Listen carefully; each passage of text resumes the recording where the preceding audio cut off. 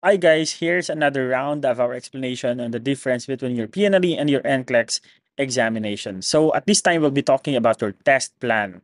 You might be asking me, sir, ano nga ba ang test plan na yan? Kasi hindi ito familiar dito sa atin sa Pilipinas when it comes to our local licensure examination for nurses. Okay, so ngayon, I'll let you realize that actually meron po tayong test plan sa ating PNLE. Ibig sabihin, dapat ay alam na ng isang estudyante na magte-take ng board examination for nurses kung ano ba ang content ng kanyang examination. That's what we call as your test plan. In the United States, under the NCLEX, ang NCBS and NCSBN po ay meron po silang tinatawag na test plan for the NCLEX and then separate test plan naman po para sa kanilang another PN and for RN. Okay? So now let's start discussing about the test plan for the PNLE.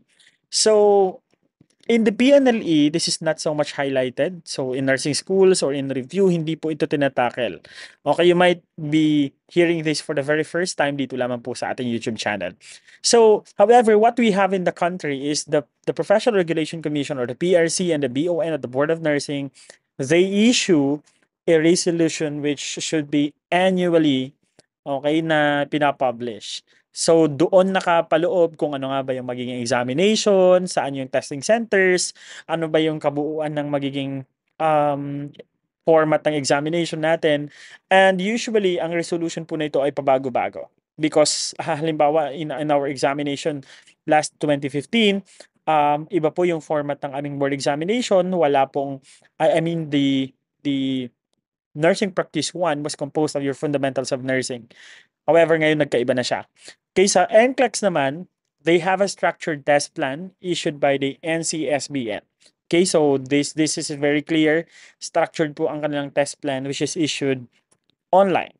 Okay? So, halimbawa, this is an example actually of resolution that we have in the Philippines. So, halimbawa, Program of the Philippine Nurses Licensure Examination on May 6 to 7, 2024 in NCR at nandyan na kung saan yung mga testing centers. Dito rin po nakapaloob kung ano yung magiging component ng ating examination. So kung nagtataka kayo, para po sa ating mga magte-take lamang po ng ating licensure examination this year, mainam po na hintayin po natin ang resolution na ibababa ng ating PRC-BON. Actually, ang pinakamahalagang content po ng ating resolution is the test plan or the component or ano nga ba yung magiging laman ng inyong examination. Dapat nga, di ba, alam natin kung ano yung makakasagupan natin for us to be very prepared. So this is the most important content of it.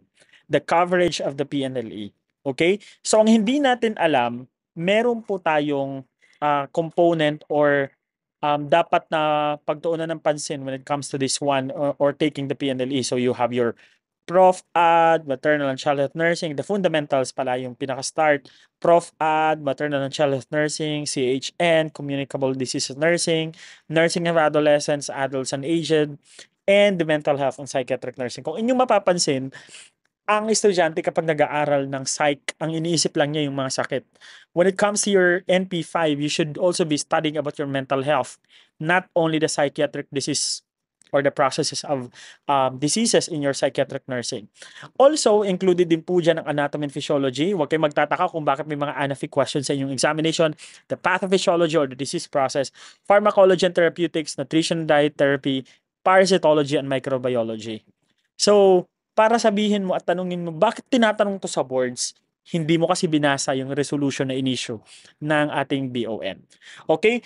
Ito ang ina-highlight ko palagi whenever I teach my students. You should also be focusing on the 11 key areas of responsibility contained in the competency standards of nursing practice in the Philippines.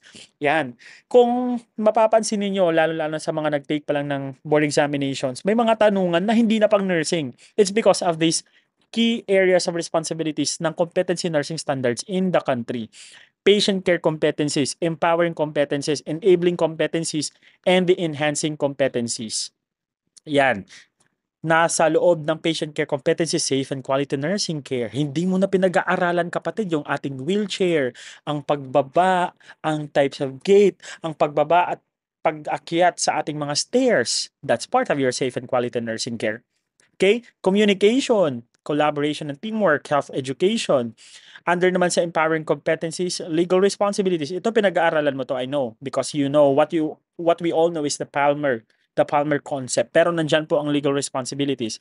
The ethical, moral, spiritual responsibilities. Kapatid, basahin mo yung libro ni Sister Lady Kwan. Yan, maganda yun. Okay? And also, personal and professional development. Yan. Bakit may mga CQI? Yung mga quality improvement. Okay? So ano ba yung mga trainings na dapat inattendan ni NARS? Okay? Management of resources and environment. Yung mga stocks natin, yung financing sa nursing. Sir, bakit ba accountancy ba to? Ba't tinatanong yung ganito? It's because hindi mo binasa yung 11 key areas of responsibility na nakapaloob sa ating competency standards in the Philippines. Okay? Research and of course your quality improvement. So, kapatid, if you are just about to take the examination, better hintayin mo ang pag-release ng resolution coming from the PRC. Let's take naman the NCLEX test plan. I know may mga magte-take sa inyo dito ng NCLEX and dapat ay alam ninyo na may test plan po pagdating naman po sa ating NCLEX examination. So, para po mas madali, download po natin to. You visit your NCSBN.org website. So, available po yan. Makikita nyo po doon the next generation NCLEX because we call it now NCLEX. I mean the new gen NCLEX or the NGN NCLEX. So, may test plan po doon na naging effective noong April 2023 kasi may mga malaking pagbabago po no sa format ng examination ng ating NCLEX. So ngayon nandito yung distribution ng questions sa ating pong NCLEX. Kung inyong mapapansin, parehong-pareho po siya doon sa competency standards na ibinaba po ng ating DON. So, ang kagandahan lang dito is hindi pwedeng lumabas ang percentage ng questions based dito sa test plan na to. Okay? 15 to 21% will be coming from management of care. Basically, ito na yung medical surgical nursing natin, kapatid. And then, the management. Okay? The management concept of it. Safety and infection control. Mahalaga sa kanila, kapatid. Dapat alam mo yung mga types of isolation, what is needed in your airborne transmission, ano ba yung mga paraphernalias na kailangan natin gamitin. So, tinatanong yan. Health promotion and maintenance. Pagdating naman sa health promotion, ang katumbas nito sa Pilipinas, kapatid, is your community health nursing. Psychosocial integrity. Kung inyong mapapansin, sa atin, nakafocus tayo palagi sa sakit. But in the United States, they are also focused on the mental wellness, not only in the mental illness ng ating pasyente. Pagdating sa physiological integrity, nandyan yung basic care and comfort. Basically, yan yung sa ating fundamentals of nursing. Pharmacological and parenteral therapies, reduction of risk potential, physiological adaptation. So all in all, kapatid, yung pinakamalaki dito, kung mapapansin natin, it's your management of care and also your pharmacological and parenteral therapies. So ito yung distribution, naka-graph din po yan. You can download actually, just visit the website na ibinaba natin kanina sa ating National Council for State Boards of Nursing in the United States. Okay? So basically, we just learned about the difference of the test plan in the Philippines and in the United States. See you more on our next discussion po ng NCLEX versus PNLE series dito lamang po sa ating YouTube channel. For more nursing tips, kapatid, follow me and subscribe to my YouTube channel.